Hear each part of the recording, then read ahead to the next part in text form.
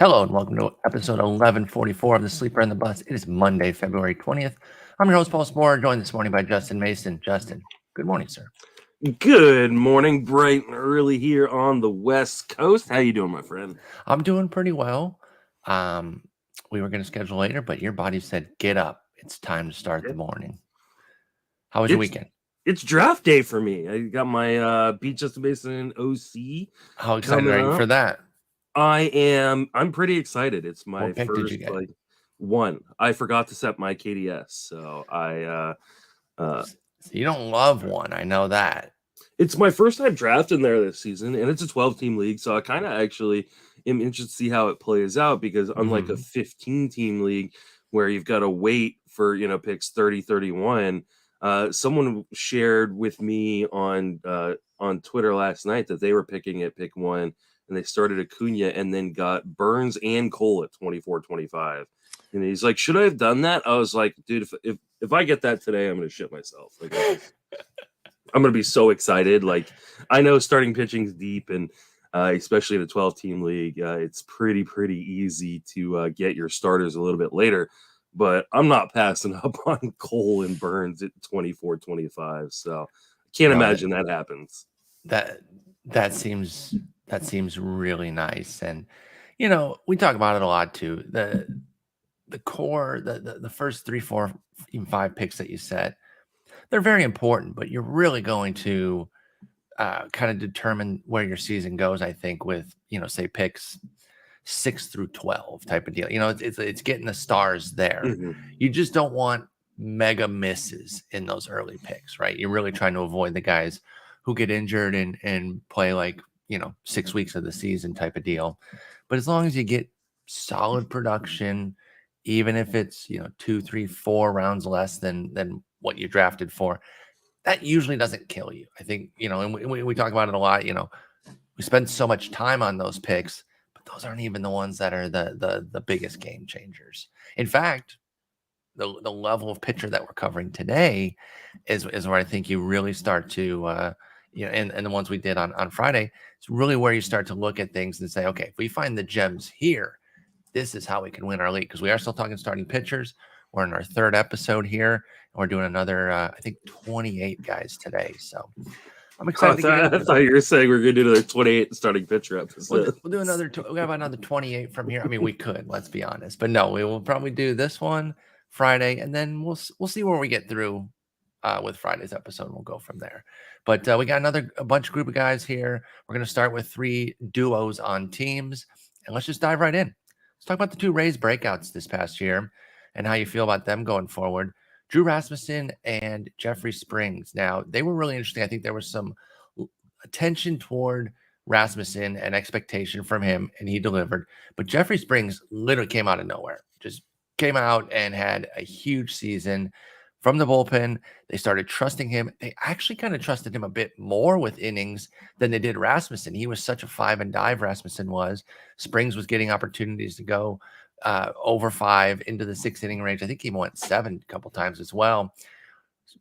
Springs is the 50th pitcher off the board around pick 169. Rasmussen at 53 around 176. Surprising that Springs has bypassed Rasmussen. How do you feel about these 2 starters for the Rays? I like them both. I will point out the fact that by the end of the season, their roles had kind of reversed, where Springs had become the guy that was going 5 and dive, and sometimes less than 5. He had a couple 3-inning outings, and Rasmussen was the one going deep. He went at least 5 innings in every single start except for 1 from August 14th on, including. He got some late 6s too, right? Yeah, he had a 7 to end the season against the Houston Astros. He had an 8 and a third on August 14th against the Orioles. They started to really let him kind of go, and I'm hoping that's indicative of where we're at in the season. Is that they're gonna let him be go a little bit deeper into games, because I think the biggest criticism of Rasmussen is the fact that they didn't let him go deep into games, which made it difficult for him to get win potential, to rack up those strikeouts. But later in the season, they let him. So I don't know why they wouldn't give him the opportunity to do that again. I like them both very, very similarly. I have Rasmussen just a little bit ahead of Springs. Guys who pop up like Springs scare me a little bit that they might go back into the hole in which they climbed out of.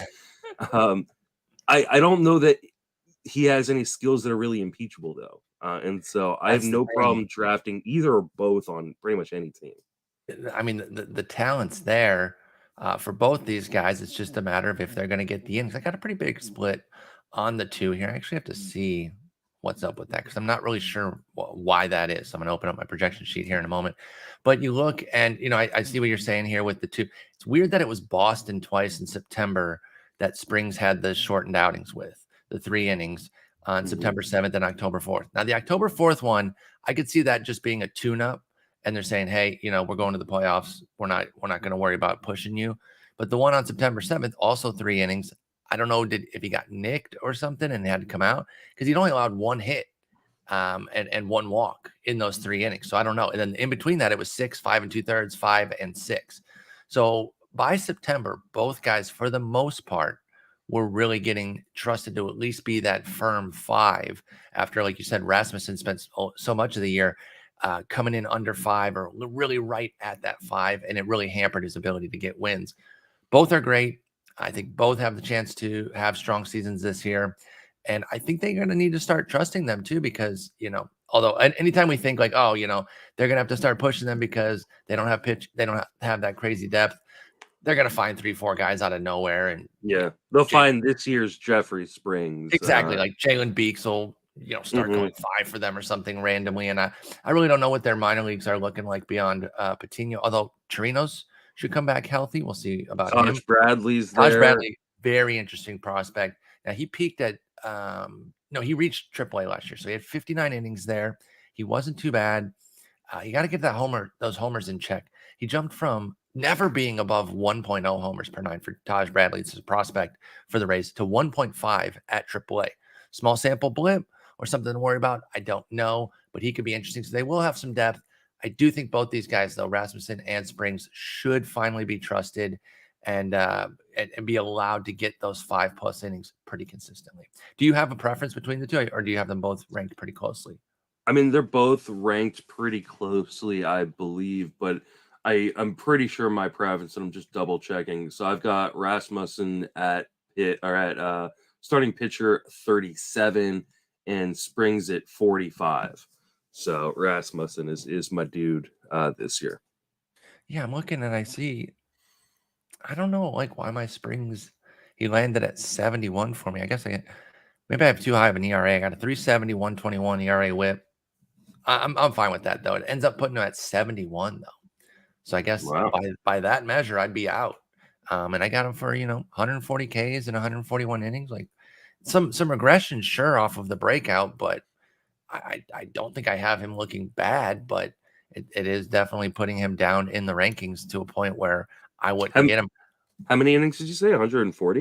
141, yeah. Why so low on the innings? That's less innings than he threw in 2022. Well, he threw 135 in the majors, right?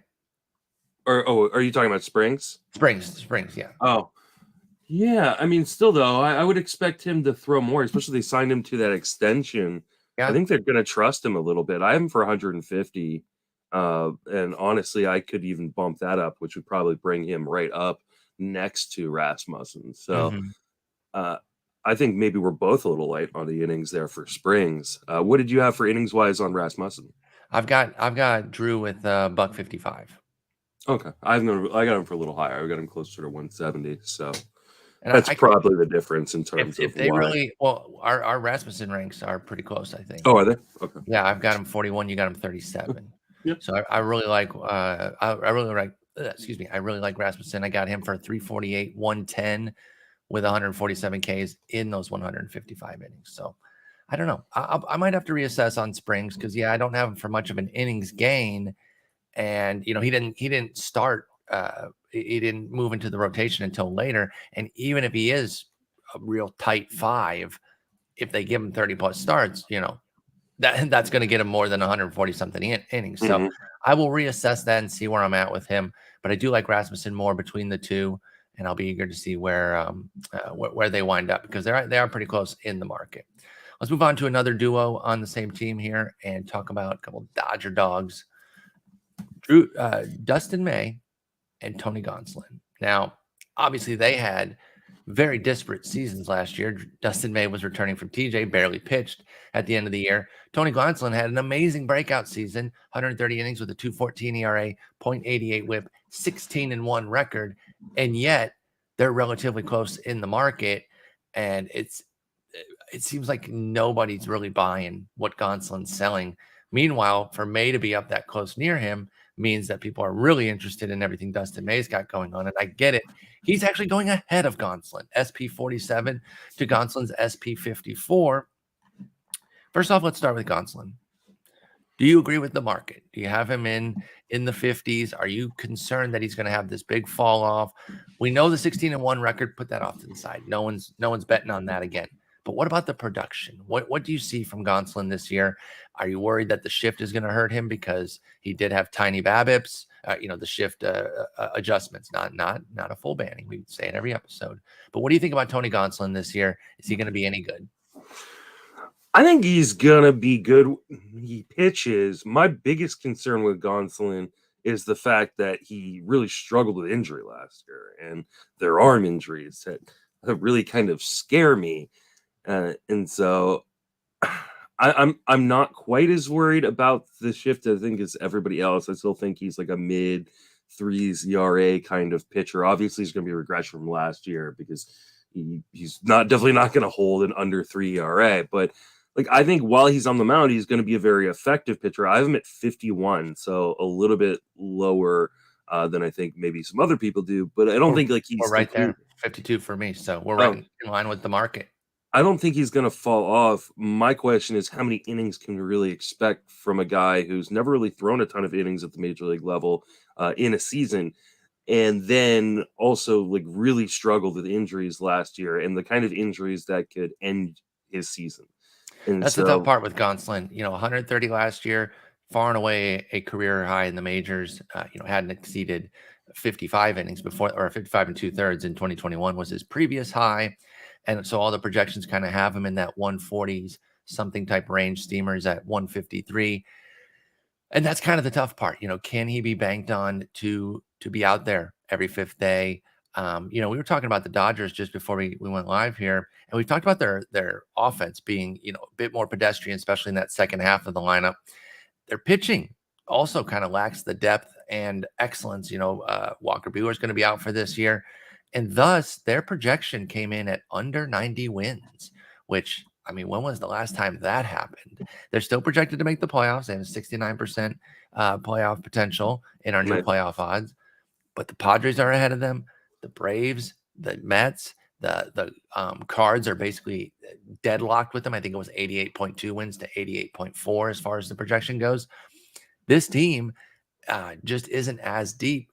Will that allow maybe Gonsolin to push, say, I don't know, a 160 inning season if his body will hold up? Or are you just concerned that his body can't get there, even if the Dodgers were to allow Gonsolin to do such a thing? I think my biggest concern is that if there is an injury, it's going to be of the catastrophic variety. And so like, I don't want to be relying upon him in the middle of my rotation. Even having him as a top 50 pitcher means in a 15-team league, he's my SP4. And I don't feel super comfortable about a guy like that as my SP4. And so I don't know that I'm going to end up with him, even though I have him projected there. It's been shoulder, big time shoulder issues last year, 2021 with Gonsolin, and then a strained right forearm last year, which is, not always, but can be the precursor to something more, namely Tommy John. And so, like you said, when Gonsolin gets hurt, it's not usually a minor nicks and bruises. It's something that could be potentially catastrophic, and that is scary. But man, I look at this production and it was off the charts, but it's that 207 BABIP that everyone has regressing pretty substantially for him as well. And that's why you look at, his Sierra at 374 versus an ERA at 214.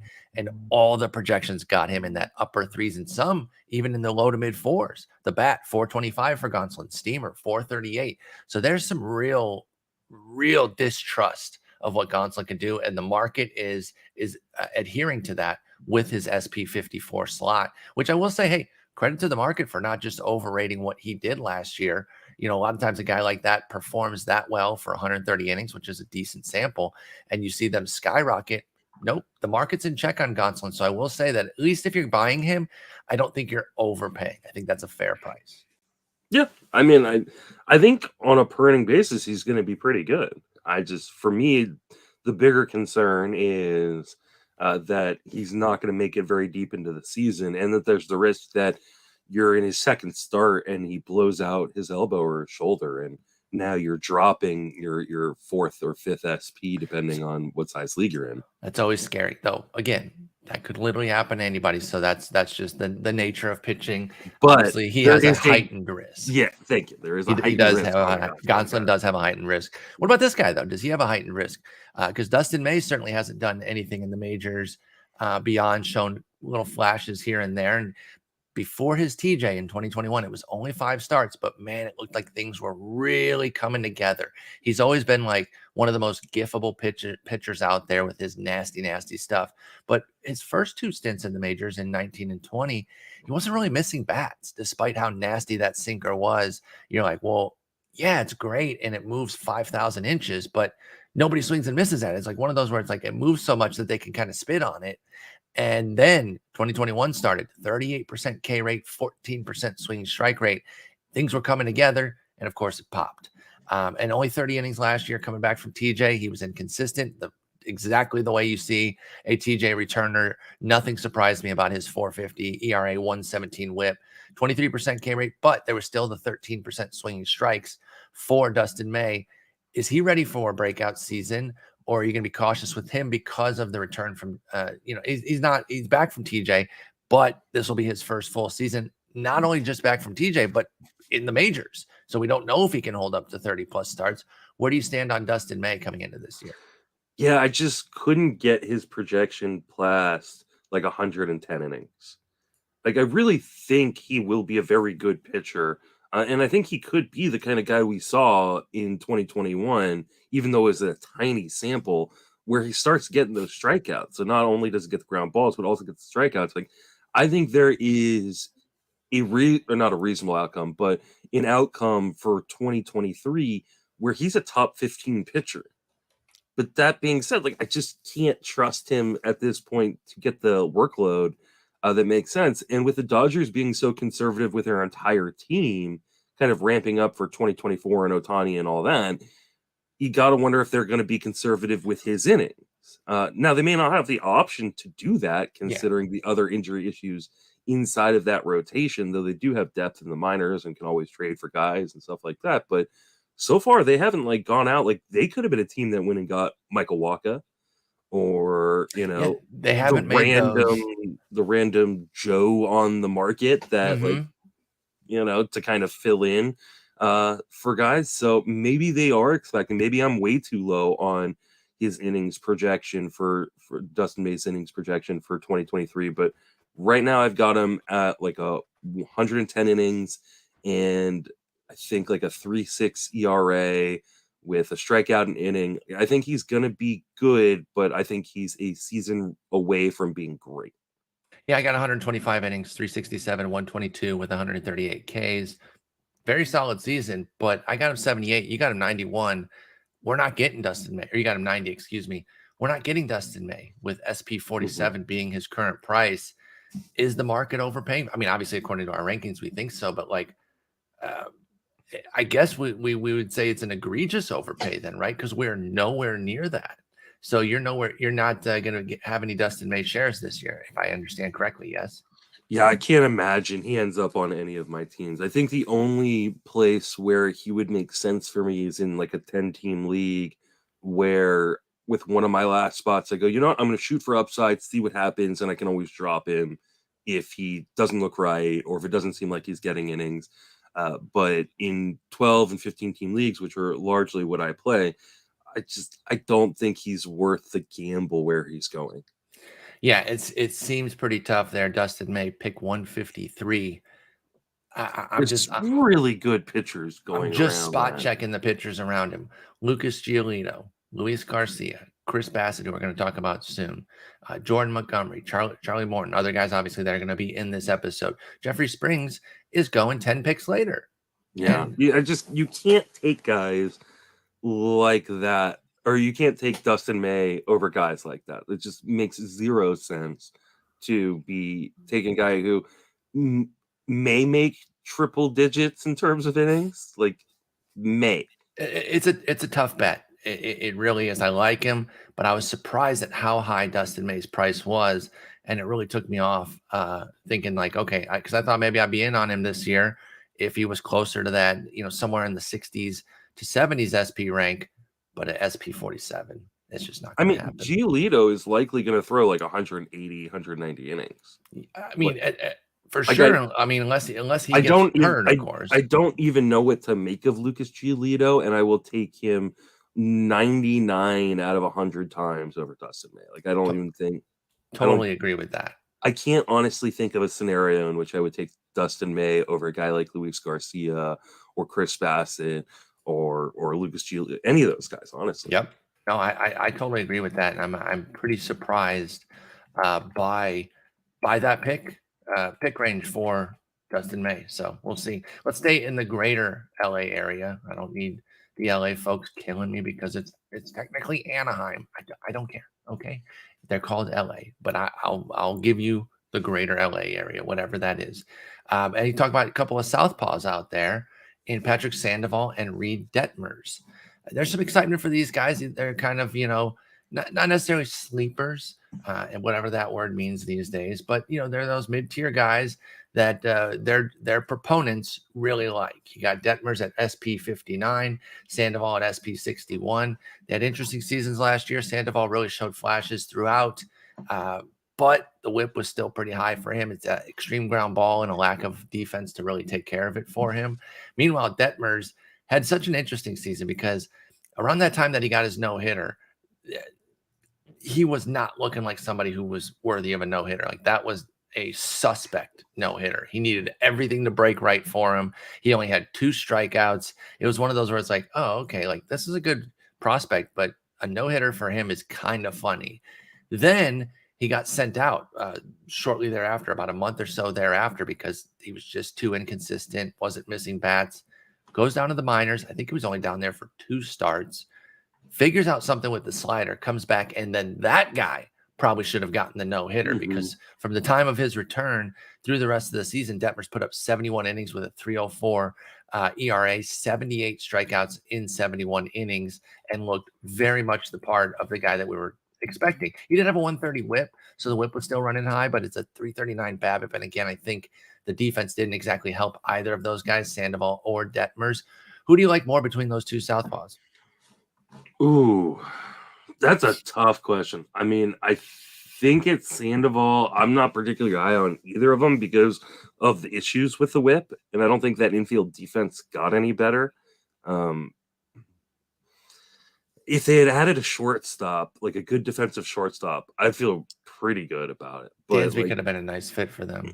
Dansby would have been a great fit for them. And I really thought they were going to add like an Elvis Andrus or someone. Who signed with the White Sox, by the way. Did you guys talk about that yesterday? I hadn't seen it at that point. It might not have. I don't know. It might have been. I don't know that it had happened. Okay, but yet. Yeah, he signed with them. That made a lot of sense. 1 year, $3 million. He's going to play second base for them. By the way, obviously we're talking pitchers, but that's a nice pickup, and I'm kind of intrigued by that now that Andrews finally landed after having that huge second half with them. But yeah, if they had signed somebody like that for their defense, that certainly would have helped. I do like both pitchers. I get the concerns regarding that defense, though. I think, in a way, it's like with Sandoval specifically, because he is a ground ball guy, whereas Detmers isn't. You think maybe Sandoval should just kind of lean away from being so ground ball heavy. He actually did tamp it down last year. He went from being a 50s ground ball rated guy to 47%. maybe even more, where he's like, if I don't get the ball on the ground, that's okay, because I don't know that Rengifo and Drury are going to turn it into outs that often. You are not in on these guys, though. You said it yourself. 72 for Sandoval, 75 for Detmers. I got him 40 and 48. I like both these guys. Wow. I really think that they've got the swing and miss to kind of overcome that. I think the BABIP will regress just on on natural regression alone of being way too high, particularly that Detmers BABIP from when he came back, 339 for a guy who was not a fly, or who was a fly ball pitcher and was actually missing bats. That seems crazy. It was 277 in general, because basically it regressed from, he was amazing at BABIP when he wasn't very good, and that's how he kind of survived. And then from the call up on, Detmers' BABIP was like kind of trying to punish him, even though he was pitching a lot better. I think it stays fine this year. He was at 277 for the composite season. I think he can live around there with the skills that he had upon return. That could be an excellent pitcher. I really, really like Detmers. Sandoval, I love him too. I do worry, though, that if the ground ball rate gets back up over 50, that he will be punished by that defense. I'd also like to see some improvements on his walk rate. 10 and 9% the last 2 years. Does need to figure something out there too, because if you're putting extra guys on and you're having a BABIP issue, obviously that starts the cycle of guys just running around the bases constantly. But I love the swing and miss for both these guys. I really think there's a lot of talent there, and I think they both come in with 160 plus innings this year, and I think that volume is really going to help catapult them as well. Have we gotten like an official word? Because I know there's been talk about like they're going to let Ohtani pitch more, that he's going to pitch every 6 days. So are they not running a 6-man rotation, or are they running like a hybrid? Like it's I think it's going to be a hybrid. By the way, did you know that they have, outside of Ohtani, everyone else is a lefty? Yeah, lefty. I just noticed that as well. That's crazy. Anderson, Sandoval, Suarez, Detmers, and Tucker Davidson. You got some teams who don't have a lefty, and you got the Angels who have all the lefties. They got all of them. That's a good question. Let me see if because that really changes my projection on a guy like Detmers and a guy like Sandoval. Because one of the issues in Los Angeles for the Angels has been that because they run the 6-man rotation, guys don't get the 2 starts, and so you can't project them for 180 innings. Like you have to start tamping down those projections because they're never going to get to 30 starts in a season. So I have innings totals lower for Sandoval and Detmers. I definitely need to bump up Detmers a little bit for sure, because I think I only have him for like 145 innings. So I think he could probably get to 160. And I might need to bump up Sandoval as well, especially if they are going to kind of let these guys pitch more often, and that maybe like Tucker Davidson becomes the guy that, okay, he fills in when they want to give Ohtani. They want to give a little space, space. As opposed to a permanent 6-man. I can't find anything. So from back in November, they were saying they're doing a 6-man again, but then I heard similar things to you, where it's like they're kind of backing off of that and maybe saying that they're not necessarily going to go firm 6. I don't know. Ohtani said, I'm reading a recent article. This is from February 16th. This is just from last week. Alden Gonzalez from ESPN saying, Ohtani said, I pitched on 5 days rest a few times last year, and I think my numbers were pretty good. I don't know. I think he wants to be somebody that gets, just pitches every 5th day instead of every 6th. And he's saying he can do it. It's a matter of the Angels kind of going with it. I think they should. Tucker Davidson's quite a bit worse than anybody else. I think as a 5-man rotation, it's pretty damn good with Ohtani, Anderson, Sandoval, Detmers, and Suarez. And I hope they go for it. I kind of have projected that they will based on those numbers, because you're right. If not, I don't think I can go 169, 170 with Sandoval and Detmers. I would have to probably scrape off 15, 20 innings, which, as we've talked about a lot, that would make a big difference. That would make a big difference in the numbers. But as it stands right now, I'm in on both. I've got them, pretty dang high, right in line, with the market here, at least, and even a little bit higher on Sandoval. But you're in the 70s for both. So like I said, you're not drafting either of these guys right now, as it seems. Like I said, I think I need to add some innings, at least for Detmers and possibly for Sandoval too. I just hate guys that have bad whips, because whip, I think, is the easiest stat in Roto to kind of ignore. And I think we often do it to our own detriment. And I I think agree with especially that. for Sandoval, like he was healthy last year, but he's had some like weird back issues at times. And so I do worry a little bit more about his health than maybe a guy like Detmers. So I think I'm gonna increase the innings on Detmers a little bit, but also just kind of keep very tuned in on Angels news in terms of, hey, are they going to run a 5-man rotation or a 6-man? Like, how many starts do we think each one of these guys are actually going to get? Yeah, I think that will be a big factor, and I'll stay tuned on that as well. Because again, if they say it's going to be pretty much 6, then I got to lower those innings, and it'll Yeah. push me down on those guys. I don't think it'll push me off completely though, because like I said, with the market being where it's at on them, and that was Sandoval at Detmers at 59, Sandoval at 61. I think You're well ahead. honestly, Yeah. yeah, I'm so far ahead that even scraping the innings down a little bit would just probably put me within line with the market. I've already gotten both on plenty of my offseason teams, so I'm in. I really like their talent. I'm I I'm think both very give us bats. intrigued. I'm very intrigued by both. Like I watch both pitch and I go, ooh, these are guys I really, really like. But yeah, the defense behind them and then the innings concerns with a 6-man rotation have me out for right now. We got a group of finesse gems here. They don't miss a ton of bats, but they're all pretty damn good. Chris Bassitt, Jordan Montgomery, Miles Mikolas, Jameson, Taillon, Merrill, Kelly, and Brady Singer. Interesting group there. You got a guy like Singer who broke out last year. Merrill Kelly had a rebound season. The 2 Cardinals were pretty good. Jormont obviously went from the Yankees to the Cardinals. Bassitt had another good season, but he's going to Toronto. Taillon going to have a new team as well with the Cubs. Do you have a favorite out of this bunch that you're getting consistently, and they really stand above this group for you? Can I pick 5 favorites? 5 favorites in a group of 7. Yeah. I'll pick 2 favorites because these are the 2 guys I've Or a probably group of ended up. 6, excuse me. I've probably ended up on with the most on the most amount of teams is Jordan Montgomery and Brady Singer. Okay. I like both too.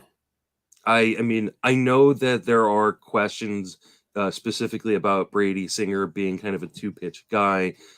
I still think he can continue to develop that 3rd pitch or add a different 3rd pitch, but that park is so nice to pitch in. He's going to be at the top of that super weird old rotation that they've built. And I just think the fact that he threw, I think 180 innings or somewhere around that last year, like gives him a really nice floor as a guy that can just volume his way to being good. And that doesn't even account for the fact that he could take a real step forward this year. I like both of the 2 pitches that he does throw. I'm a big fan. Like I actually had to tamp down his projection a little bit because You've he was got coming. Montgomery as a top 30 guy. Where was he? Oh no, I'm talking about Singer right now. Oh, excuse me. I had Singer as a top 30 guy, and I tamped down his projection a little bit just to get him. I think I have him around 40 now. But yeah, Montgomery, I feel the same way about. He's a more finished product. He's in a great park as well with a fantastic defense behind him. I know there are some concerns about the minimizing of the shift this year, and that's going to hurt a guy like him and Mikolas, another guy I like on the Cardinals. Yeah. But that defense is elite. That organization is smart. And they will figure out the best way to support those guys. If you look at Montgomery's numbers from when he got to St. Louis, he was an absolute stud. And I feel like the market is sleeping on him. And I know there's been some pushback on him as like, oh, he shouldn't be going as high as he is. And he's actually dropped in some drafts. But I love Jordan Montgomery. I love Brady Singer. I really like Miles Mikolas for what he is as well. A guy who is just going to soak up a lot of innings, give you good ratios. The strikeouts are going to suck, but like he's a rotation stabilizer you get for really, really cheap. So those are my 3 favorite out of the group. And I don't know that there's anybody that I'm like necessarily avoiding, but I haven't ended up with a lot of Bassitt or Merrill Kelly. So Singer is at SP 52. We're both ahead of that. I got him 46. You got him 34. So we're in. Obviously, the team context is a little tough there. I mean, you like the park for sure, but as far as like wins, right? And so we're careful not to overrate that. I think especially in this range, where I'm not going to let wins dictate things. Let me get talent. And I believe in a lot of what Singer did. So I'm also believing that he can have a big season here. What do you think about the strikeouts, though, with regards to the fact that he had a 9% swing strike rate, Brady Singer? Can that go up, or do you see the strikeouts coming down? Because he had a 24% rate. That's probably milking everything you can out of a swinging strike rate like that to get up to 24.2%. Where did you have Singer's strikeouts this year? Let's see. Sorry. I think I said he threw 180 last year. I haven't projected for 185 this year. Is where I was looking. So I think he can make a big jump innings. And maybe I'm being a little bit too generous in terms of his innings jump. So I might need to readjust. I'm actually fine with that piece. I've got. I mean, all the projections are there too. All the systems. What'd you say you got him for? 180. 185, I think is what I have him for. I mean, you're not that far off. The projections all upper 170s, Steamers at 184. I got him 175. I don't think that's out of pocket. What kind of strikeout total? I have him for 180 strikeouts, so just kind of south of a strikeout in inning. And it's partially because his command is so good that he gets a lot of called strikes. So I think the swing strike rate is something that you'd love to see go up a little bit. And I do think he has the kind of stuff that can make people swing and miss. But a lot of it is he gets people to hold off on pitches that are on the corners. Mm-hmm. And so I think that in spite of the fact that he doesn't have a massive swing strike rate, he can kind of continue to volume his way and get, close to a strikeout an inning, maybe just a little bit south of that. And be a really, really effective pitcher because he can volume that and is in that good park that protects him against things like home runs. I do like that. And he is 3 points clear of the average, 27% called strike plus whiff. Mm-hmm. And Singer has a 30% mark, 31 for his career. So that's a good thing to point out too. And we like swinging strikes more than called strikes. Of Absolutely. Course. But don't forget a guy who can get the consistent called strikes. If they have the command to continue doing that, then you don't have to be as worried about a low swinging strike rate as we see with Singer, undercutting the fact that he could get a strikeout. So if he can be in that 23 to 25% K rate, that's going to be really nice. And I think a big volume of 175 plus innings, enough Ks to be right around that same mark, great whip. I think that can all overcome the scant win total, which is kind of what we expect. KC might turn it around, might take a step forward. That's not out of the cards, but even if they don't, I think Singer can still be great. Like I said, I got him 46. You got him 34. What about Bassitt in Toronto? This is a guy that you've been a big fan of previously. You liked him going to the Mets last year, and that paid off because he was excellent. And now he's going to Toronto, coming back to the AL. Bit of a tougher park, but not tough, right? It's neutral. However, that division, of course, is difficult. Where do you see Bassitt going this year? Are you trying to get off the train early before things go south? Kind of the old year early instead of year late theory with him, or are you still open to drafting Chris Bassitt? I mean, I'm open to drafting him. Just actually trying to find where I have him ranked. You got him 42, and the market's at SP 45, so you're right there. I'm right there. I haven't pulled the trigger, and I wonder if I need to kind of lower his projection because I'm really worried about him playing on turf. Like, I don't care that they're moving in the walls. He's not a big fly ball guy, and they're raising the walls while they move them in. So I don't think there's going to be like a massive change in like home run environment for guys. What I do worry about is that because he put so many balls on the ground, that he's going to have a rise in BABIP, that he's not going to be able to handle kind of the new environment in Toronto that he's had, really, really nice kind of grass environments in Oakland and in New York for the Mets. So I'm a little concerned about that. Obviously not overly concerned because I still have him as a, SP3, but I have not pulled the trigger yet in a draft. And I wonder if maybe I should be lowering a little bit of that projection. I apologize. Time to wake up. It's time to wake up and record with you. So that's a good point, though, that you're bringing up with regards to Bassitt, because you have him SP 42. He's going SP 45. If he's sitting there on your board consistently, you just keep saying, I'm going to go get this guy. I'm going to get Singer. I'm going to get Montgomery. I'm going to get Mikolas. You're getting every guy in this tier except him. Then you might need to lower it. And that's what I like about battle testing your rankings.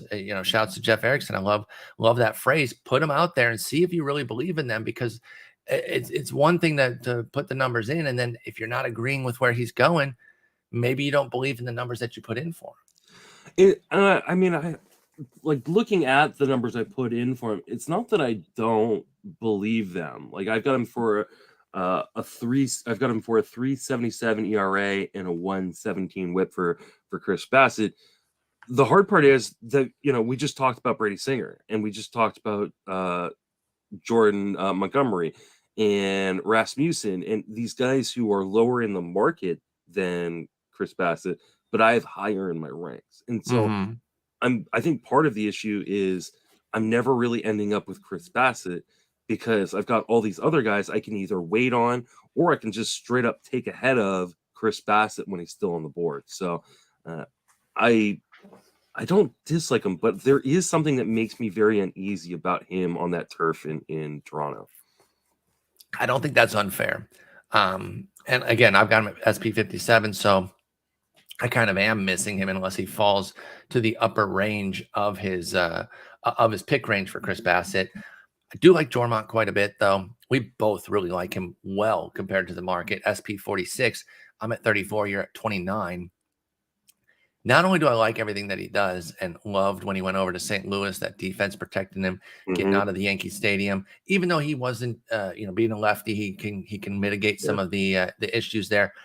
But the defense, and I still see strikeout upside. Now, this is a guy where it might be a little bit like the Max Kepler BABIP thing, where like his BABIP will raise and he'll finally have a better batting average, and it never happens because we've been saying this about Jormont for years, and it hasn't really come to fruition. But he's a 13% career swinging strike rate guy, and yet his strikeout rate is 23%, which is actually relatively low for such a good swinging strike rate. I wonder if this is the year he taps into it fully and puts up that 25, 26, 27% rate with that great command and that great defense behind him. And I think if all that came together, again, not projecting it, but talking about the upper ranges of what Jormont could do, I could see a sub-3 ERA in 175 plus innings for Montgomery. And so I'm really in on him. I think that I'll take status quo. I have no problem with that. Mid-3s ERA, great whip. I think the upside, though, is quite a bit more with Jordan Montgomery, and I really think that we could get that huge breakout season. And you got to factor in the Cardinals' devil magic, right? Yeah.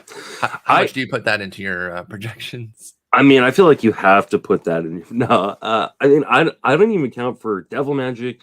I don't even count for him taking a step forward. What I said was like, I think he can be the guy he was in St. Louis, where after that trade, he had 63 and 2/3 innings, but Jordan Montgomery had a 3.11 ERA, a 1.08 WHIP, had almost a strikeout an inning. Like that's a really great park to pitch in with a really great defense behind you. Like I said, I'm not. I know that there are. I even like put in for some regression with the shift being lessening for Jordan Montgomery, but ultimately, I think he's just going to be a really, really effective pitcher. I do see what you're saying in terms of there also could be a step forward. Yeah, but but we don't need that. I didn't project it either. I put 344, 111, and 178. Yeah. Like I said, status quo of last. When I say status quo, by the way, I should point out status quo of last year. His career marks are 381, 121.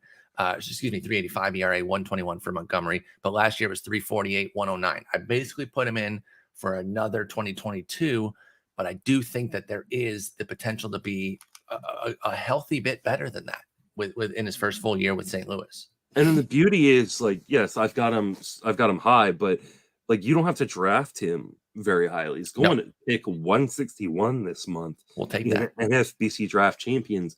I'll take him there every day or maybe 2 rounds above that just to make sure I get him and feel really, really good about it. I'm totally with you on that with Jordan Montgomery. What about Merrill Kelly? He bounced back, right? He and Miles Mikolas are kind of similar in that they've had a previously excellent year. They kind of came back to the pack and then put up another big year last year. 3.37 ERA, 1.14 WHIP for Merrill Kelly in 200 innings, which was fantastic. Not going to be a huge strikeout guy, but doesn't need to be, especially with that kind of volume. Keeps the ball in the yard, keeps the ball in the zone, 8%, 7.6% walk rate, rounded up to 8, but that's perfectly fine. He's 7% for his career, so that was actually a little bit up for Merrill Kelly. He'll be 34, though. So do you see another 200 inning season? Did you bring him down quite a bit? Where do you stand on Merrill Kelly? I know you mentioned that you do like him, but where are you at on his projection? Yeah, I mean, I have him for 190 innings and kind of a mid to high 3 ERA and like a 123 whip. Like, I think he's going to volume his way into being very useful.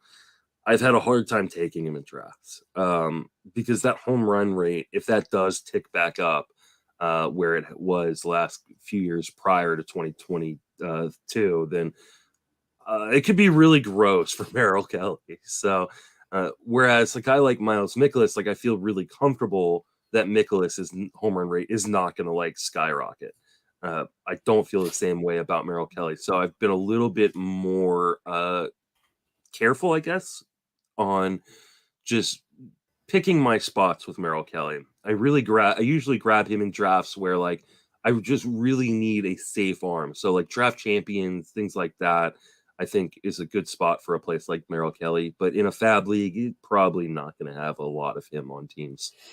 Yeah, I think that's fair with regards to Merrill Kelly. I mean, he's one of those boring guys. You know, if you're taking a handful of upside pitchers, maybe you get somebody like him to just kind of even things out a little bit. Yeah. Let's move on to a couple of big prospects here in this grouping today that we're talking about. And I know we're going to talk about Kodai Senga in a bit. I know he's technically a prospect because he's coming over and he is a rookie. And I got no problem with that. I'm not saying like I don't think that they should be able to win the Rookie of the Year. Fine. But we're talking about quote unquote true prospects, meaning that they've developed in the minor league system here in the United States. Grayson Rodriguez and Hunter Brown. Now, we talked a bit about Hunter Brown with regards to Lance McCullers having some negative news. We'll get into that in a moment. But Grayson Rodriguez, I think he's starting to move up the board a bit because they're talking more and more like he can make the opening day roster. He's SP 58, excuse me. You've got him at 52. I have him at 74, but I haven't made any alterations yet since we heard that there's a good chance that he could actually make the club out of spring. What's up with Grayson Rodriguez? Obviously, you like him, so tell us how much you like Grayson Rodriguez. I mean, I like Grayson Rodriguez a lot, and I haven't even adjusted for the news that it looks like he's going to be in the rotation. So, well, wait. So, how many innings did you give him before that? I gave him 129 because I thought there was a really good chance that he would. Or I gave him 115, so we must be way off on rates. So I mean, I've got him as a 3.42 ERA and a 102 WHIP. Okay, 102 WHIP. Yeah, we're 14 points apart there. With let's see, 134 strikeouts. Okay. Oh wait, no, that can't be right. Oh, I need to give him way more strikeouts. 134 and 120 something innings. Yeah, 129 innings. Yeah, so I need to bump up the strikeouts a little bit, and I may bump up the innings a little bit. My only concern is I only have him for 8 wins, so that's probably right because they're talking about limiting him in games as opposed to like shutting him down once he gets to his. So he's going to get Drew Rasmussen. Yeah, so I think he's going to be a really, really good pitcher that will rarely get you wins, and if you're in a quality start league, he's never going to get you a quality start, or it's going to be really, really rare that he gets you a quality start because the Orioles are going to do a really good job of just limiting his total pitches in outings and how, he probably won't see the third time through a lineup, which I think can make him really effective as a starter, but you need to account for that in terms of your categories. So I really like Grayson Rodriguez. He's probably going to be higher up on my list when I kind of update some of my projections later tonight. Are you taking him? Have you been taking Grayson Rodriguez? I have taken him in a draft, but I have not gotten him in a lot of drafts. Okay. So. Yeah, because, I mean, if you move him up, then you're going to be well ahead of the market then as SP58 around pick 200. Now, he's going to move up, of course, too. So he'll move up in concert. And then, of course, if he does break camp, well, then who knows? I mean, what do you think is the upper reach of Grayson Rodriguez's ADP? Let's say like mid-March, they confirm that he's in. Just as main events are going, where do you think Grayson Rodriguez winds up consistently? I think he's probably a top 35 starter-ish. That would put him inside the top 120 picks. Yeah, that sounds about right. 120 to 150, I think, is probably where he'll be going. Love the upside, but if they're already talking about mitigating him a bit, and again, in start as opposed to a hard shutdown, I think he's a guy that if you do draft him, you have to be very careful about the rest of your rotation in terms of like you can't draft him after drafting Sandy Alcantara. You need like a horse at the top of your rotation that you know is going to get a lot of wins because they're on a good team. So like Well, if I you think you could take Alcantara and Rodriguez because that'll cover the volume. You can worry about the wins elsewhere. I'm not going to not. I'm not going to be that fearful of win counts there. I think Alcantara is exactly the kind of guy you would want with Rodriguez to counter the wins or to counter the innings, and then worry about your wins elsewhere. Take some guys on some good teams, and cover it that way. But I would take the biggest workhorse that we have right now in Alcantara. I would put Rodriguez on the same team. Yeah, I don't think I'd be I okay would. with that. Well, I don't want we to be disagree. chasing wins. Yeah. You don't want to be chasing wins, but that's two of your guys. What are you going to have 9 guys on great teams? Yes. I doubt it. I only draft good pitchers on good teams. I highly Watch doubt me it. put together these rotations with Brady, Singer, and yeah, exactly. I highly doubt that. And so, don't doubt me, sir. Plus, outside of them curbing his wins, if Baltimore's good again, he might still be able to get a decent win total in his volume. Would you rather have turn him loose while he's up for Grayson Rodriguez and then shut him down, or what they're going to do, which is massage it throughout the season? I mean, from a real life perspective, I would rather them do what they're doing. From a fantasy perspective, I would rather them turn him loose and then shut him down because then I can drop him once they've shut him down and pick someone else up. But from a real life perspective, it makes a lot of sense. This is a team that was in the playoff chase into September last year, and they want him available potentially for the playoffs if they're in the playoffs. I get that. And so I think they're doing exactly what they should be doing. But from a fantasy perspective, it's annoying. Yeah, no, we don't like that from the fantasy angle, but sometimes the better move, the better real life move can undercut fantasy. All right, now Hunter Brown, big fan of his. The Lance McCullers news has folks jumping on board, and frankly, I'm not a fan of that because I wanted Hunter Brown all for myself, and I felt like I was being able to get him pretty consistently with that potential. Him coming in as the 6th starter to start the year, which I was fine with. Now he is SP 75, and I'm basically like right there in the market. He's going to go up though if Lance McCullers has any sort of major issues. Lance McCullers himself, by the way, we can just talk about him now. He's in an injury group that we're going to talk about later. He's SP 57 and already dealing with some stuff. So when you see that news, because you had Brown pretty low. Yeah. Were you already interested in moving Brown up, or is this news the impetus to do that? So Brown's one of these guys that comes out pretty low in my projections, but I still been drafting him because I kind of throw the projections out the window with him a little bit. And I love the upside. I'm with you. I'm definitely gonna bump up his projection. He threw 125 innings or 126 innings between the minors and the majors last year. I only projected him for 100 in the majors because I thought there was a chance he'd start the year in AAA or start the year in the bullpen. But now, I think I can reasonably project him for 140, and I feel like that could even be a little bit conservative because I think if he gets into the rotation to start the season, he's not coming out of that rotation. They will pull out Urquidy. They will pull out McCullers. They'll pull out other guys because I think Hunter Brown is really, really good. And so he's a guy that when I do update my projection later today on him, like you said, I think I am 110 or something like that. 116 right now. 117 on my sheet. I think I could have him being inside of the top 50 or 60.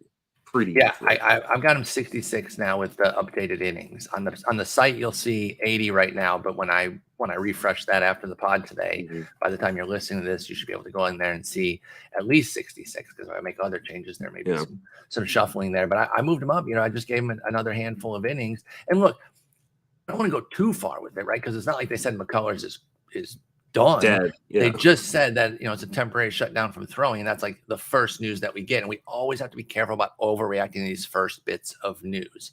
I think what actually kind of got me a little bit more was when you and I were talking about Urquidy and their rotation. I think it was in the Luis Garcia conversation. We were thinking like, well, Urquidy just really hasn't been taking any real steps forward. He's fine. He's a solid pitcher. But Brown is a game changer, I think. And so I think even if McCullers is fine from this, I think Brown has a chance to take that spot from Urquidy. And you did mention, Urquidy doesn't really get a benefit from going into the bullpen. Yeah, he doesn't really play up there, but they might just want Brown 5-6 innings a pop, even though he'd be an amazing multi-inning reliever if they left him there. And I think Urquidy would be fine in the bullpen, and he's a great SP6 in case somebody does get hurt. So I did make that move. The kind of confirmation was the fact that, okay, now they're talking McCullers getting injured. And I added 14 innings. I moved him Brown up to 125, and that has him SP66 now. Yeah. All right, let's move over to a couple of gray skies. I just put that because that's their last name. They might not actually be negative there, but it's Sonny Gray and John Gray. I like one. I'm not as keen on the other. Sonny Gray, I got an SP92, so I'm pretty out on him. He's SP60 in the market. John Gray's SP56. They're right by each other. I got him 58 to your 54. You have Sonny Gray 76. So you're out compared to the market, but you're more in than I am. I don't know, man. I think he's done as like a full-time guy. I think there's always going to be a little something. And remember, this was a big issue when he was coming up with the A's. Can he hold up to the rigors? Well, he put up 200-plus inning seasons in his first 2 full years, 2014 and 2015. Great. He's been over 150 just twice since then, including 119 and 2/3 last year, 135 the year before. And I think that's where he's just going to kind of continue to live. And even if it's quality work, I don't know that I'm going to have him that high. Now, if he puts up the kind of work that he did last year, even for 119 innings, which was a 3.08 ERA and 113 WHIP, then it's going to be higher than SP92. But I am a little bit nervous on that. I kind of obviously looked at the combination of 21 and 22. Figure we're going to be closer to an upper 3s ERA with a decent WHIP, solid strikeout rate. And that's kind of where I wound up with Sonny Gray. And that's why he's SP92. You got him at 76. He is somebody that, being SP60 in the market, you could get him at SP76, right? Because like once we get in there, the ranges open up. So you could certainly get him. Have you drafted any Sonny Gray? Are you interested in doing so? Not really. And I haven't drafted Sonny Gray at all. But I'm not like completely out in a fab league. The problem is I haven't drafted any fab leagues yet. And so tonight is my first fab league draft. I could only project him for 135 innings. We're talking about a guy who threw 135 innings in 2021. Last year threw 119 innings. And let me just kind of throw out the description and see if you can get where my mind is. He is a kind of a small, slight pitcher with bad pitching mechanics. That's had really high ups and really low downs. Who does this remind you of? Tim Lincecum? Yeah, Tim Lincecum. And like that has been my fear for a really long time, is that he just fell off, right? Like the crazy thing about Tim Lincecum is people think it's like injury, and he was gone. No, it was really bad performance. Yeah. It wasn't just injury. Obviously, that eventually kind of got to him at age 31, and then he was done at age 32. But like he had those 3 years where he was pitching, and he was pitching decent volume, 33, 32. I mean, that's great volume, 33, 32 starts, and then 26 starts. It was just bad. Yeah. And that's what I worry about with Gray. That's a great comparison. And he didn't reach the same heights Gray didn't, but then he could probably have lower lows. Yeah, the fall off hasn't been as sharp either. And that's I worry about Gray. I really do. And that's why I'm looking now. I put him with a 130 WHIP. That's probably too high. That's kind of unfair. He just never really done that. I mean, I guess he has, but it's been a while. Yeah, I have him at 2019. I have him a 116 WHIP. Yeah, since 19, he's at 1.15 WHIP. I need to give him a little bit more love there, so that'll probably get me closer to where you are. But I put the ERA pretty high. I got a 3.88 ERA with him. I have 3.73 is what I have. Okay, so we're not too far off there. And how many innings did you give Gray? 135. Yeah, see, and you went even lower than I did. I gave him 141. And I so couldn't give him over 135 I considering don't he blame hasn't you. thrown that the last 2 years. Yeah, I definitely don't blame you. I gave him a little extra love there at 141, but even that was probably aggressive. So I just can't get there with him. I think there's so many other guys around him that I'd rather take. So it's less like, oh, I hate Sonny Gray. It's more of like, I just want so many other guys around him, including the other Gray, John Gray, despite the persistent injury issues that he has. I know that foot has become a bit of a problem with him, but in the 127 innings that we did get last year, I thought Gray showed some of the upside that we were hoping for when he left Colorado. 396 ERA, 113 WHIP, and 134 Ks and 127 in the third innings.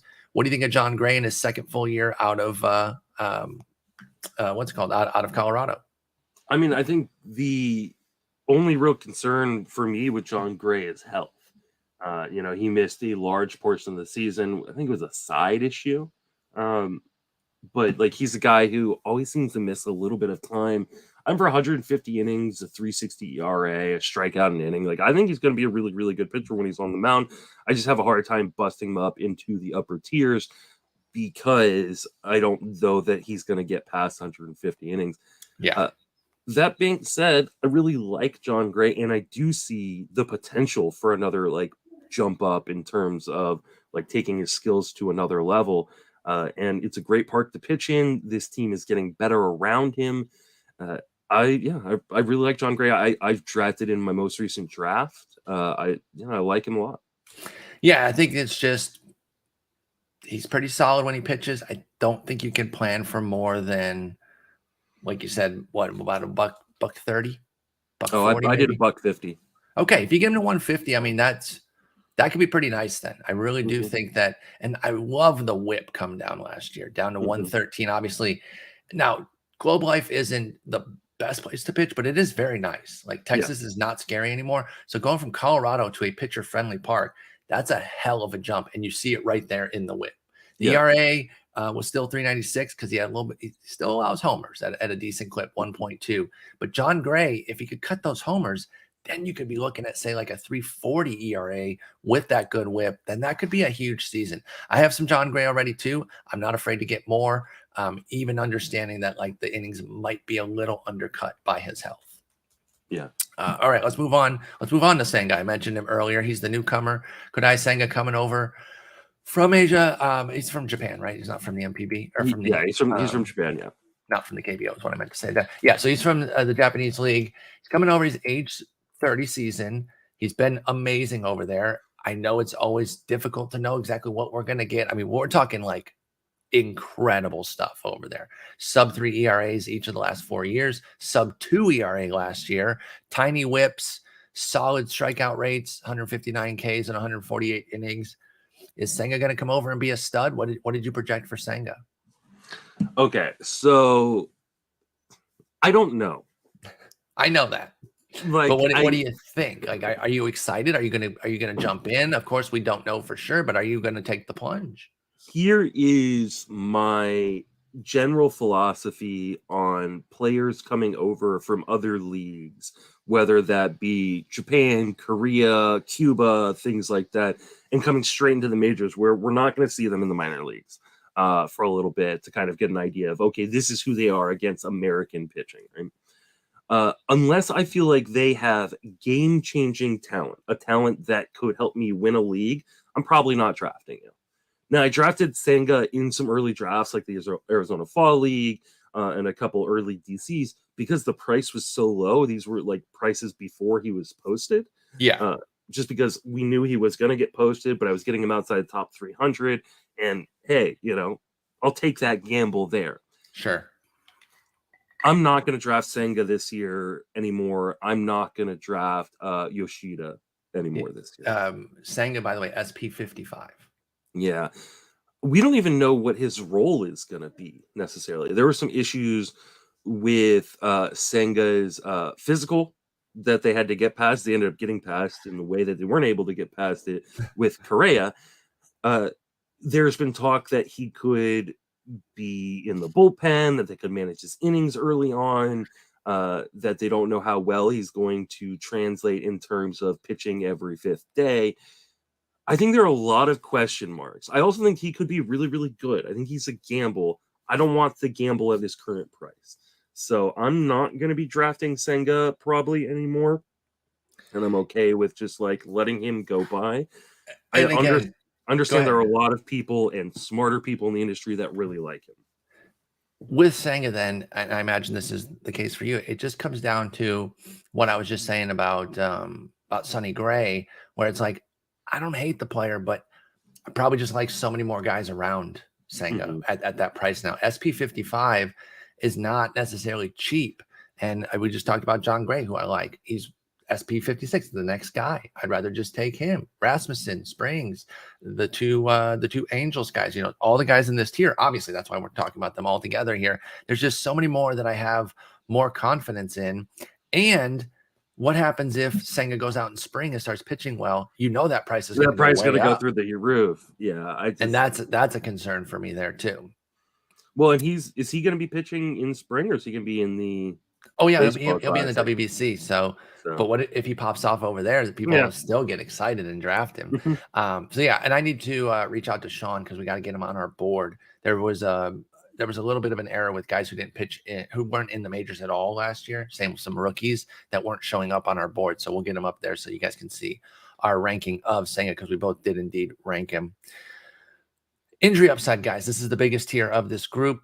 They've all had major injury issues. One of the guys on here did not, but I grouped him in here because of his previous injury issues. It's the last guy on the list. It's Chris Sale, Jack Flaherty, Lance McCullers Jr., Andrew Heaney, Edward Cabrera, Alex Cobb, Nathan Eovaldi, and Pablo López. López made it 100 innings last year, but he's had the persistent shoulder issues that I don't think we can just say, oh, he's free and clear, draft him without any reservation. Let's take it in order. We'll skip McCullers because we already talked about him. And then I'll give you a separate 4-hour pod for Andrew Heaney. Yeah. That'll be a Patreon only. Don't forget. Chris Sale. I'm starting to see people get excited about Chris Sale again. And if you're not watching on YouTube, Justin is pointing to himself saying he is that guy. SP51 for Sale. Tell us why you're excited to get back in on that lanky son of a bitch. I think he gets this unfair injury prone tag because of having Tommy John and then having the injuries last year. All the injuries last year were weird crap. He fell off a bicycle. He got hit with a comebacker. He had these weird injuries. And then he had previously had Tommy John. So he hasn't pitched a lot, but he's the kind of guy they're just going to let him go. And yeah. And I don't really have a ton of injury concerns on Chris Sale, and I think he's just going way too low in the market. He looked really good when he came back from Tommy John in those 5-inning split stints that we saw in 2021 for Chris Sale. I think he's going to be fine, and I think he's an absolute steal in the market.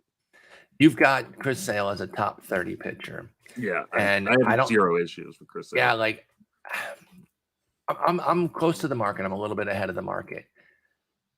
I'm kind of getting sold too. I wasn't double pointing to myself the way you were when I was saying that people are really getting interested, but I'm kind of getting there too for the exact reasons that you highlight. And I think I was playing into the whole downing him quite a bit as this injury prone guy that's now not going to be able to stay healthy. And it's there's full reasons for why he was missing that time with the TJ, of course. And then you said, fluke injuries last year.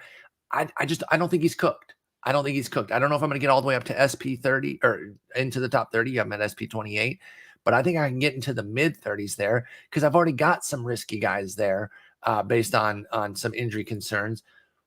So it's not a talent thing. And what do I always say? If the talent's in place and injury is the only thing that I'm worried about, I'm going to take that guy. I got Blake Snell up in that range. Why wouldn't I take Chris Sale in a similar range there? So I think I'm going to jump on board too. Do you think that this is another guy where the second that we see him out there slinging those 97-mile-an-hour fastballs and crazy sliders in spring, do you see a big surge in price? He's SP51 right now. Where do you think Sale will go if he has a quality spring? I don't know that he's going to have a big surge. I think there are going to be people that are too afraid of the injury risk. No matter what. I definitely think he could move up, but I don't think he's going to move up that much more than the market will just generally as we see starting pitchers raise because there'll be a raise in like the top 60 pitchers just in general, because that's what happens in the NFBC market. This might not happen in your home league. It'll happen in your home leagues too, as we see other guys get injured. Like certain guys will go up. Yes, guys just go up naturally there. But I don't know that he's going to be a guy that raises quicker than the market does. I think Chris Sale is. I think he's now an older pitcher. There's always been these concerns about his slight build and his mechanics, and he's not going to hold up. And then a decade later, they finally get to do their victory dance. Told you, exactly. you, dude. So 10 years later, I got that right. He was only a top 5 Cy Young guy for 8 years, but I told you, dude. I knew it was going to happen. So I think he's a guy that won't jump up in the same way as other guys will. So I think you're still going to get a pretty big discount. Like you said, I've got him as top 30 pitcher. I don't need to draft him there. How many innings do you put on Sale? Oh, that's a really good question that I probably should have had available to me. I gave him 150 innings. Okay, so I just threw an extra 20 on him. I didn't change anything except the innings. And there's a great we've been promoting this all off season. SmartFantasyBaseball.com. That's a sheet that we both used. Tanner Bell, brilliant tool. There's a great column that with IP override, which is innings pitch override, and then plate appearance override, where you can just go in, and if you just want to change the volume, you don't have to go in and change all the rates and everything. You can just change the volume. So all I did was go from 124 to 144 innings, and guess who he lands 4 cents away from? The exact guy that I had just mentioned, Blake Snell, saying that if I'm going to be in on Blake Snell, I should probably be in on Chris Sale. Now, their ages are different or whatever, but again, as far as the injury piece, I'm not afraid of the talent. I believe in Chris Sale's talent, so I'm giving him 144 innings, which that might even be light. You're 150. We might get a full Chris Sale season, in which case we're both going to be ecstatic with what he can do. But I went 144 innings, and that jumps him up right behind Chris Sale, which is SP 34. So I'm in on Chris Sale, and again, one of my favorite body comps of mine. That he looks a lot like me out there. 150 innings that I haven't projected for has him at 200 strikeouts. That's fantastic. I mean, that's such a huge piece of it too, with regards to Chris Sale, is that he will be one of those guys that doesn't need, if he does what we expect, and he can get all the way back and doesn't have any more fluke injuries. He doesn't need a full volume season to be a monster, because on a per inning basis, he's such a strikeout god. And I know it wasn't there last year. It was 5 innings. Don't come at me with like, well, what if he only had a 7.9 K rate? I don't give a shit. Coming off of Tommy John, he had 11 strikeouts per 9 in 2021. Yep. He was at 42 2/3 with 52 punchies. So okay, we've settled that. We're in. What about Jack Flaherty? Now, this one, I love Jack Flaherty, and I always got to be careful. Heart versus head. Love him, root for him.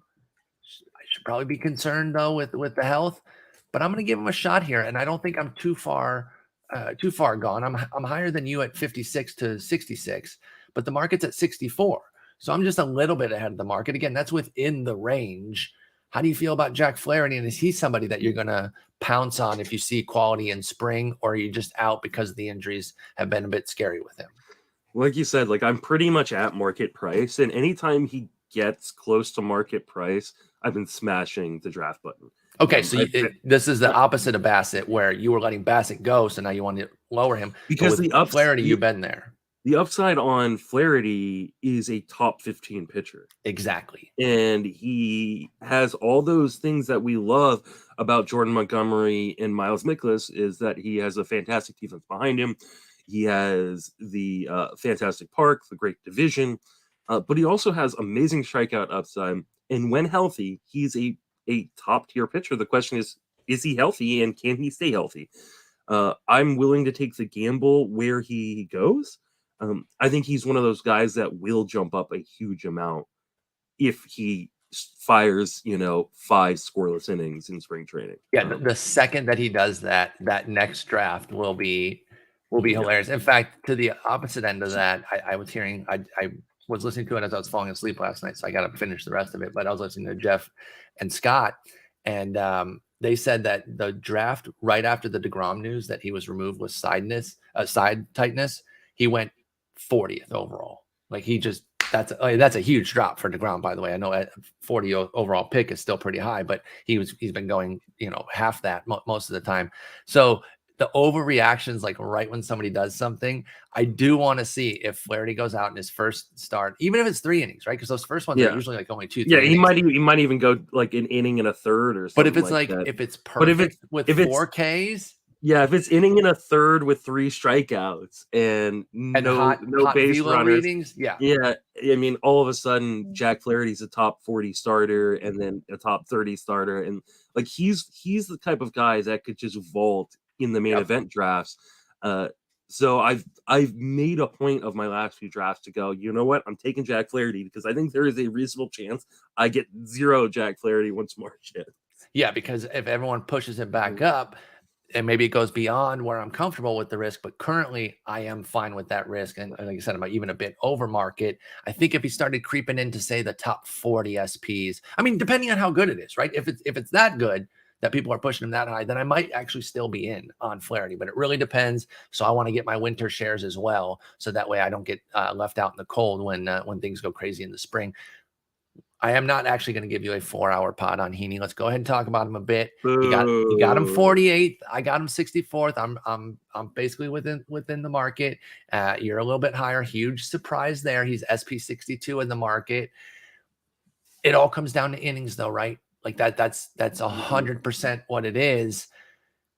How many innings did you give him, and how can you be confident putting him that high? I don't even know what your total is, but it's too high, obviously. So how can you be confident giving him that many innings?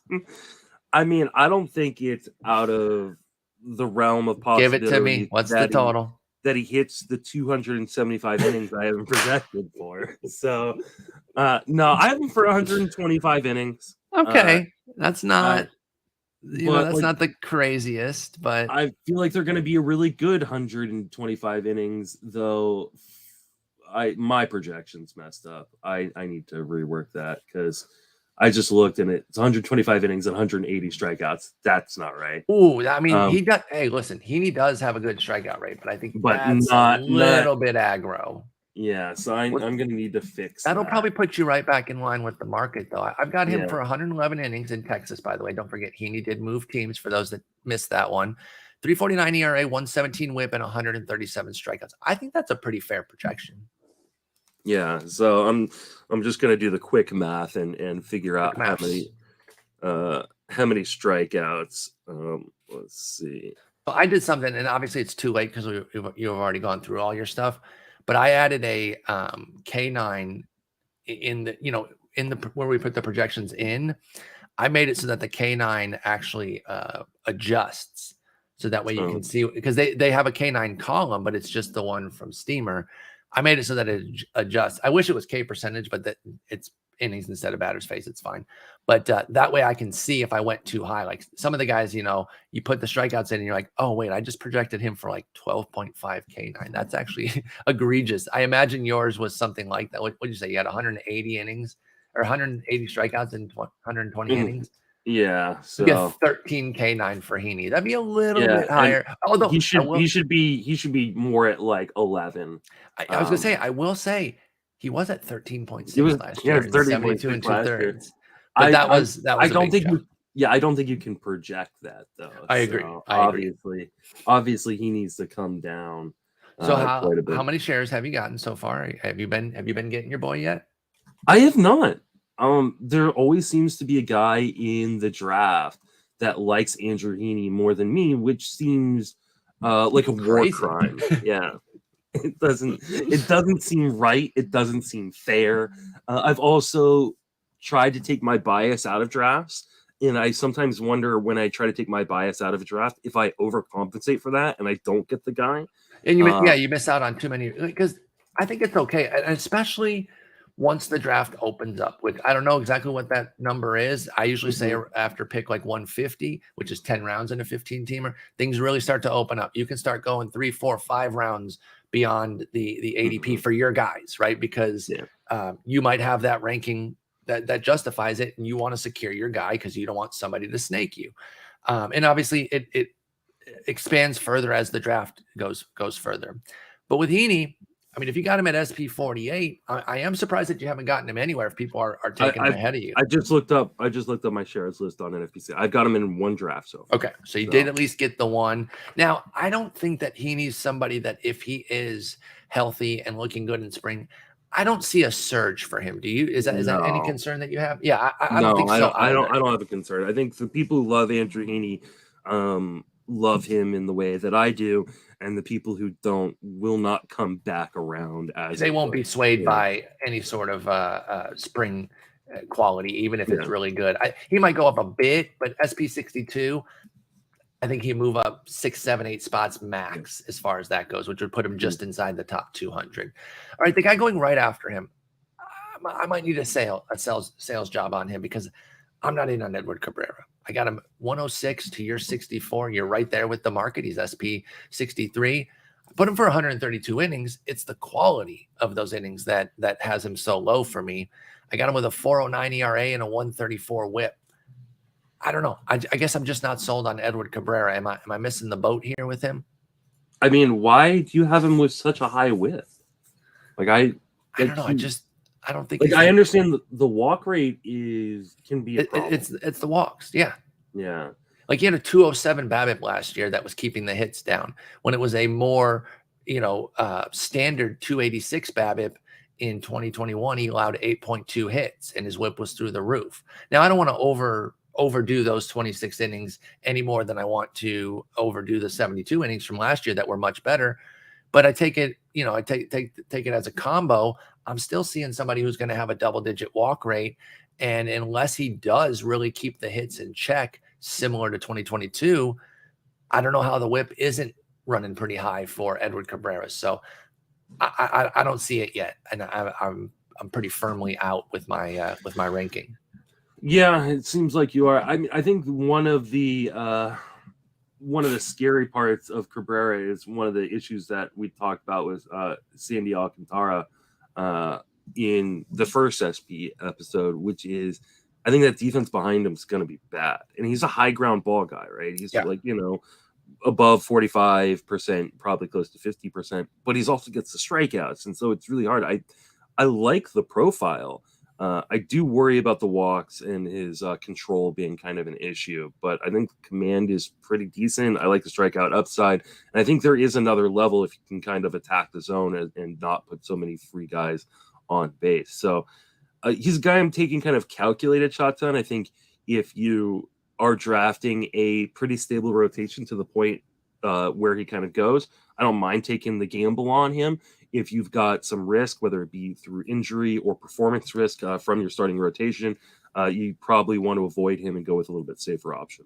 Yeah, Edward Cabrera being mentored by Johnny Cueto, by the way. I do like stuff like that. Obviously, you never know how much that's going to change anything, but you get the right tip from the right guy, and all of a sudden you can really change your fate.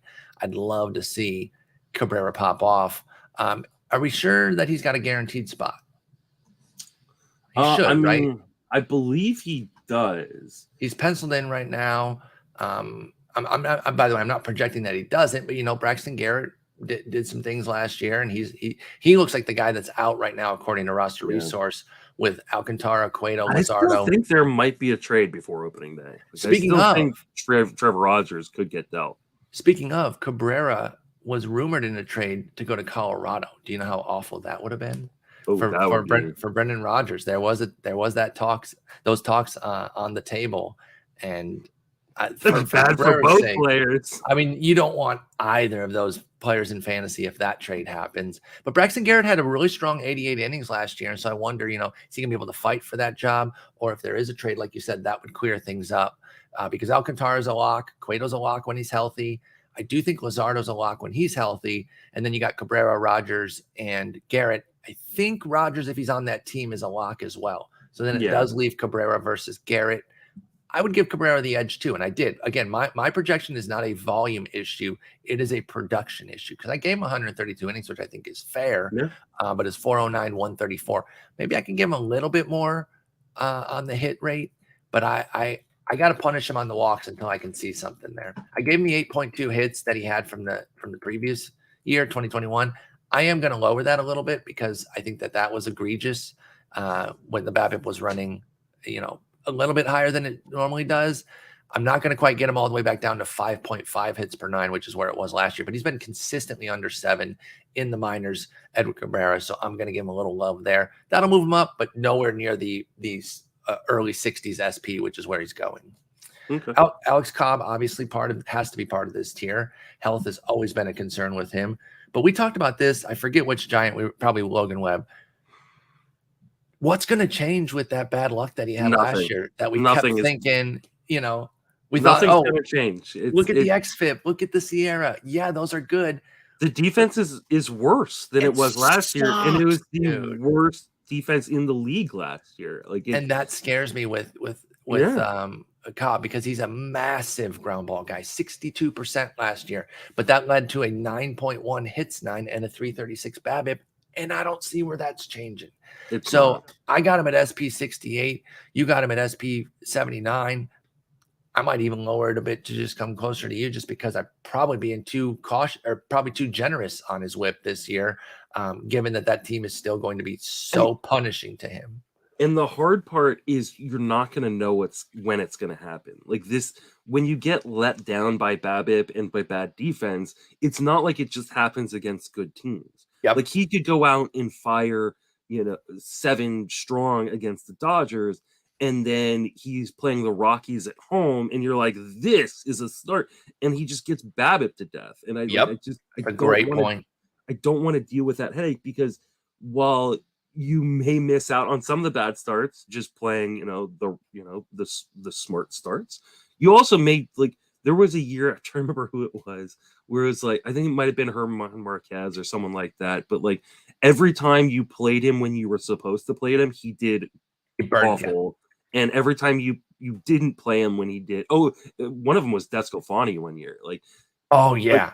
But I think Marquez was one too, because he was actually having more success at home. Yeah, he was really, really good at home on the road. Yeah. And I don't want to deal with those guys. Like those guys are headaches. And like if he really falls in a draft, which I have seen him do, then fine. I'll take the gamble that I'm wrong. Sometimes when it's late in a draft, like a guy that I dislike is there, I go, you know what? Just in case I'm wrong, I'm going to take a share here. But ultimately, he's rarely going to end up on any of my teams. No, that's where I'm at with Alex Cobb too. It's a player I've always liked, despite the consistent injury issues, but I just can't get there this year because that defense is going to continue to pummel him and mess with his whip. So I'm out there as well. Nathan Eovaldi, I got him at 77. You got him at 87. We're both out compared to the market, which is SP 70, which actually, no, not really, because he could range down to our levels. Does it only come down to health with him for you, or do you have any sort of production concerns with Nathan Eovaldi? No, it just comes down to health. Like I think he's a very, very good, effective pitcher when he's healthy, when that velocity is in the right spot. But like he can't be throwing 95. He needs to be throwing 97, 98. Like I need to see the velocity, and I won't draft him until I see the velocity. I think the hard part becomes he's one of those guys that could raise quite a bit if he's throwing like 98, 99 in spring, or even just close to that, then there are going to be people who bump him up the list a lot higher than I'm going to be willing to. So yeah, I agree with that. And by the way, Eovaldi also in Texas this year. I really like their offseason, man. They did a lot. They've got like such a risk reward pitching staff right now. Thankfully, they have a crap ton of depth in the minor league. So like their AAA rotation is better than the A's major league rotation. And that's not a joke. These are just the guys on the 40 in the minors right now. Dane Dunning, Glenn Otto, Cole Reagans, Spencer Howard, Cole Winn, and Zach Kent. Like those 6 guys, like that rotation's better than the A's rotation. I think you're actually right. Yeah. And not to mention Jack Leiter. He's not on the 40, but he'll be in AAA as well. So like they do have a better rotation. I keep waiting for them to trade. Like I know that they signed Robbie Grossman, but like I kept waiting for them to trade for like a left fielder. But maybe they realize with the health concerns that they shouldn't. They also have a really shitty bullpen, and so they could put like 3 of those guys in the bullpen. And they also have Jake Odorizzi in the pen. Yeah. So and Danny Duffy, 2 other guys who could possibly start. Yeah. But outside of Leclerc and Jonathan Hernandez, I guess Brock Burke had a pretty good season last year. But I hear you, some of that middle bullpen there. is a little bit weak. And so if they start And there's a moving some lot the of risk starters to there. guys like Jonathan Hernandez and Jose Leclerc. Yeah. Like Jose Leclerc was dominant last year, but he has also like legit put up like 7 walks per 9 before. We've seen him really falter there. And so there's no guarantees there. I totally agree. But yeah, with Eovaldi, if we start to see it in spring, I'm not out. I could definitely see myself drafting him, but I'm playing a little bit cautiously. And then the guy I included in this group, perhaps unfairly, but because last year was the first time we've really seen Pablo López stay healthy, I thought it was fair to at least include him that there's concerns. But when we saw the upside, are you still worried about the shoulder being a problem, or do you think he's out of the woods after the big season? Pitcher 49 for me, pitcher 56 for you. Market says 49. We're right there with the market, so we're not out on him. But how do you feel about Pablo López now being shifted over from Miami to Minnesota? And maybe it's unfair because every MLB team just evaluates talent different than others, right? Mm-hmm. But that return for Pablo López just scares the crap out of me for some reason. Like, I feel like they should have gotten a ton. Miami should have gotten a ton for Pablo López. They had to throw in a top prospect. They threw in a prospect. Like, I couldn't believe like that. They have major concerns. Like, they just wanted to get this guy off their roster and get something for him. Now, I know they got the AL batting champ, but like, yeah, I mean, it's a batting average guy. I mean, like, I've made my feelings about Arise known. Like, he's a perfectly solid baseball player. Like, he's a good major league player. I'm not interested for him in fantasy. I'm not interested now that he's going to that doesn't help anything for me. He's BABIP dependent. Right. And he's maintained wonderful BABIPs, 336 for his career. So he'll probably remain a batting average asset. I feel like I hate to say this, but it feels like this organization is really, the Marlins organization is just really poorly run since Jeter left. I can understand why he was like, oh, I'm getting out of here. He's like, I don't like this. Because this is so poorly run. So as far as Pablo López goes, like, I think he can be kind of what he was last year. I just do worry about the shoulder becoming an issue again for him. I like the situation in Minnesota. That defense is really good behind him. Yeah. It may be the best outfield defense in baseball. And I love picking up Taylor so that when they lose Buxton, they don't take that big defensive hit as they have in past years, because Michael A. Taylor is going to go out there and beat Gold Glove caliber. And by the way, if you're worried about him moving from Miami to Minnesota, I'll just say at least last year, that really wasn't a big thing. No. He put up a 4.55 at home with a 1.25 whip. It was 3 flat ERA on the road with a 1.09 And Minnesota's not a bad place to pitch. Exactly. Like, Minnesota's a pretty decent place to pitch. And you get Kaufman, Comerica. Progressive is medium, and White Sox leans hitter, but it's also not terrifying, especially with who knows what's going on with that team. But yeah, and that defense behind him is really, really good. So I mean, I don't mind him where he's going. I'm just not like, I'm not jumping for joy in the way that I have been in previous seasons. And so like, I think it just feels like, okay. You know what's funny about that though? Because I agree. I've been a Pablo López guy for years. We finally get the full breakout. Like, he stays for 180 innings, and now we're just like, that's fine. I think it's because we're nervous that the injury will strike back up, and then all of a sudden he's pitching closer to like pitcher 80 because he misses time and only throws you 120 type innings. So that is definitely the concern. And like, we got the full breakout in terms of innings, but he wasn't able to keep the ratios as pristine with those innings. And so you have to wonder, like, is he a guy that can keep the skills the entire way through a full season? Because there's some guys who were just obviously more effective in the shorter sprints. And so you got to wonder, like, can he become a low 3 ERA pitcher with those 180 innings? Or is he just going to be like a mid to high guy that is just okay? Always seems to have that one big blow up. And, for I think 2 years in a row, or 2 out of 3 years, it was the Mets. They put like a 10 spot on him, but he always rebounds, but he seems to have a blow up or two throughout the course of the season that hurts Pablo López. And that keeps that ERA a bit higher than we'd like, 8 earned. It was the Mets again last year, 8 earned against the Mets in September. Like, he just can't. Now he's escaped them, maybe getting out of their division. In fact, his 3 worst starts last year were against the Mets. So maybe just leaving the NL East is perfect for Pablo López, and he can finally put up a full season of a low 3s ERA. Our last group, the Rebounders, Trevor Rogers, Jose Barrios, and Charlie Morton. How do you feel about this group? Any of these three you're targeting for a full-scale rebound that you're interested in? I mean, I've been targeting Trevor Rogers. Like, I just feel like I can't quit him a little bit. Yeah. But there's no one I feel super confident is going to rebound.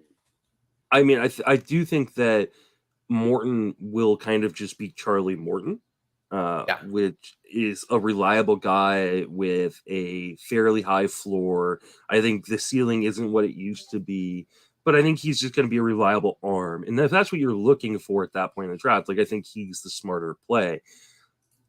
Rogers, I really do see the upside in what we saw at the end of 2021 that made us draft him as a top 60, 70 pick going in 2022. So in on him. And he's a guy that I'm really looking forward to watching in spring, to seeing if that changeup is back to being where it was in 2021. Because he did show flashes of it at times towards the end of 2022 that gets me intrigued, but I also don't want to be Charlie Brown kicking the football. At least the price isn't what it was last year. Pitcher 68, totally fair. Yeah. I got him at 65. You got him at 55. So you're a little bit ahead of the market, but not egregiously so. And I'm right there. Totally fine. And I'm taking him already. I will continue to take him. He is somebody, though, we've talked about this theme throughout the show. Once spring goes, I could totally see him jumping up quite a bit. Not back up to last year's prices, but I wouldn't be surprised if he was inside the top 45 if he had a nice spring. It won't be that one start that totally changes it, but if he consistently is putting up quality starts, the changeup's looking great. And I don't mean quality starts, 6 innings, 3 runs, because you're not going to pitch that much in spring, but you know what I mean? He's hitting his innings targets. He's getting his strikeouts. The changeup looks great. I do think Rogers will surge, but I would pay a premium if he jumps up to, say, pitcher 48, which is actually exactly where Charlie Morton is right now. That was a random number that I gave, and it happens to be where another guy in this tier is. I would pay that. I'm okay with that, but I do like getting the discount right now with Trevor Rogers. Yeah. What about Barrios? Because you look at him, and we are in line with each other, and the market has SP 73. So we're ahead of the market. We've got him rebounding a bit. SP 54 for me, 57 for you. Is the market overreacting to Barrios's struggles last year? Maybe. I don't know. Like, he was so frustrating to roster last year. Yeah. It wasn't all bad, by the way. Oh, before you go, 5.23 ERA. Yes, that is terrible. He led the league in runs, and I think also, earned runs and hits. I led the American League in both of those. And so you're like, oh, he was just complete trash. He wasn't, though. Like, there were still 16 starts of 2 or fewer earned runs, many of which were 7+ innings. The problem is when you have 6 starts of 6+ earned, and then this one doesn't even fit in that tier, but 4 runs in a third of an inning on opening day, it's going to be a big hole to dig out of. So there was still good in Barrios' season, and I just think he can mitigate some of those lows and kind of get back on track. I think the hard part with last year, I mean, if you look at his game logs, it looks like an EKG machine. Yep. Like, just like up, down, up, down, up, down, down, down, you know. He had only one outing in which he held the team he was facing to 0 runs. He had one scoreless outing the entire season. That's tough. Which is really tough. True talent, I think he's going to bounce back. But I don't know. I really just don't know. And I have not pulled the trigger yet, even when he falls on in a draft. Because I think ultimately, you know, you can throw in like Jack Flaherty, I can think, with this group in some regards in terms of like where they go in the ADP and stuff. You can only take one of these guys. So you got to figure out which guy you like, which guy you trust, and go with it. I don't think you should be like doubling up on these guys by any stretch of the imagination, because there is probably a better chance than not that all of these guys fail again. And you don't want to have 2 of them fail on your roster at the same time. Yeah, exactly. If you're creating too much of your rotation out of this tier, all the guys we talked about today, you're putting a lot of risk on the team. Unless they're, you know, the quote unquote right guys that don't have as much risk and maybe just are have a lower ceiling. But if you're getting too many of these last 2 groups, the injury upside and the rebounders group, you're gonna be in some potential trouble there, and so you have to be careful. And by the way, we don't even have Barrios getting all the way back, right? He's better than SP50s previously, so we just have him getting back to like, I don't know, a low 4s ERA with a decent whip, and I have him for 4.10 ERA, a 125 whip, 12 wins in 180 innings. That's right in line with what I've got. That's right in line. Almost it's the not exact same even thing. it's not a pristine line by any stretch of the imagination, but that volume really helps too, because I got 184 innings, and that is a big key there. Even though the ratios aren't amazing, just the fact that we have him going out, putting up another full season, and getting back on track. I'm going to take some Barrios. I am, because Nick Paul always calls him the great undulator, because he's had these ups and downs throughout his career. Never as aggressive as it was this past year, but this was just the ultimate undulator season, because he had the highs, but boy did he have the lows, and he's only 28. Like, it's not an old dude. Gonna be age 29 season. Like, he's on the right side of 30. I can't quit him. Would you even be surprised if he got all the way back to 2021, which was 352, 106? No. I would not be surprised at all if he, like, all of a sudden just is the guy that he was in 2021. And maybe this is like, hey, first full season in a new park, new place. Like, he got the contract extension. Maybe this is the smart system, the Glenn Colton, Rick Wolf kind of stuff coming to fruition and he might end up being a huge bounce back. Yep. So damn it, now I'm going to have to draft him. I think it is worth it. Again, we're multi-leaguers, so we can get shares of guys, and it's not as difficult. If you're a single leaguer, I get it when you have trepidation with a guy like this, but I'm not going to be afraid to take Barrios, because I think the market has given more than a fair discount at SP73 to take that shot. So I'm in on Barrios. He's a guy I've liked. He's a guy that I'm really like watching kind of the strikeout rates and the walk rates for sure in spring. Like, I think he's just a guy that I want to see. Okay, especially the strikeout rates. If the strikeouts are back, then I think Jose Barrios is back. Yep. I'm in on that too. And that's going to wrap up episode 3 of Starting Pitchers.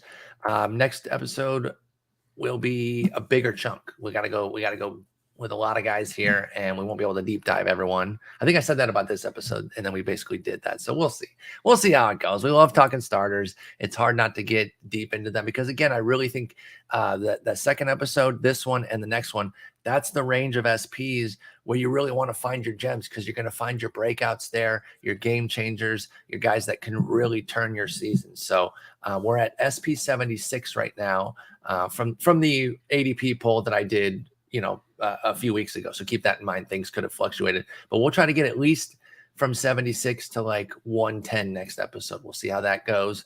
But Justin, great talking with you, and I'll talk to you on Friday. Take it easy.